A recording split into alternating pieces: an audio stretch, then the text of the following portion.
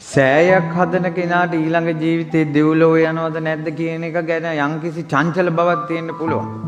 ආරාමයක් පූජා කරපු කෙනාට ඊළඟ ජීවිතේ දිව්‍ය ලෝක යනවද අපාය යනවද කියන එක ගැන චංචල භාවයක් තියෙන්න පුළුවන්.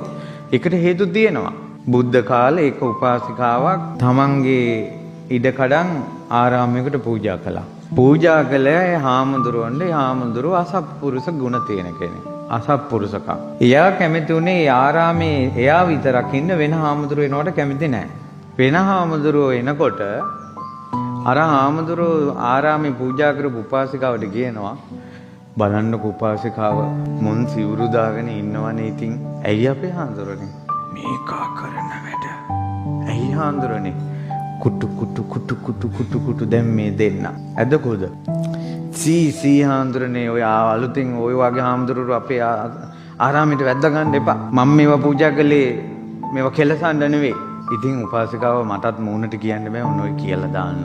ඉතින් හරි හාමුදුරනේ කියලා හාමුදුරන්ගේ පවර කරන් උපාසිකාව ගිහිල්ලා අර අලුතින් ආපු හාමුදුරනේ කියන මේ ඔබ වහන්සේ මෙහෙන් යන්න අපි කැමති නෑ ඔබ වහන්සේලා මෙහෙ ඉන්නවට. මේ විදිහට සංඝයා එනේන සංඝයාට දෝෂ ආරෝපණය කළා. හදිසි ව්‍යසනයක් ඇවිල්ලා මැරුණා. හාමුදුරුවොත් අපවත් වුණා.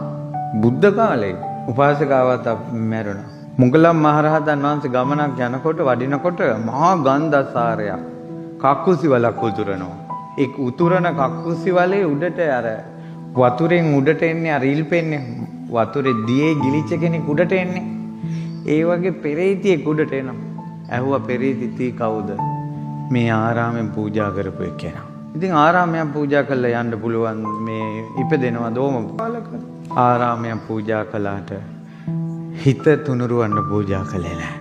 හාමුදුරන්ගේ ඇද හෙව්වා. වැරදි හෙව්වා. කුණු හෙව්වා. කුණු ගොඩේම ඉපදුණා. ඒ තත්ත්වෙට වැටුනේ උන්වහන්සේ නිසා. අර පූජා කරපු උන්වහන්සේ. ඉතින් උන්වහන්සේ කොහෙද ඉන්නේ? මේ යට ඉන්නවා කිව්වා. එයාගේ කට උඩ කිව්වා මං ඉන්නේ. මගේ පස්සේ පැත්තේ එයාගේ කට උඩ කිව්වා තියෙන්නේ. ඒ නිසා ඒ වාගේ පින්කම් කරපු අයටත් අවිනිශ්චිත බවක් තියෙන්න පුළුවන්.